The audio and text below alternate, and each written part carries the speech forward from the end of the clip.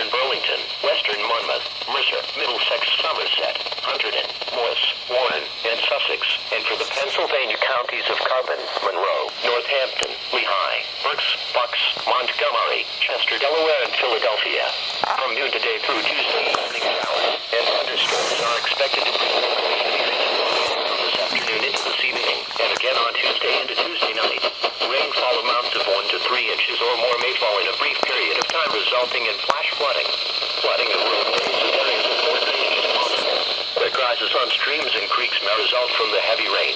If you live in a flood-prone area, be sure to pay special attention to this developing weather situation. A flash flood watch means that conditions may develop that lead to flash flooding.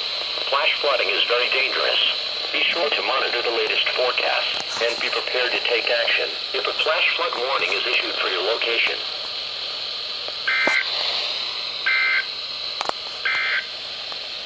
At 7 a.m.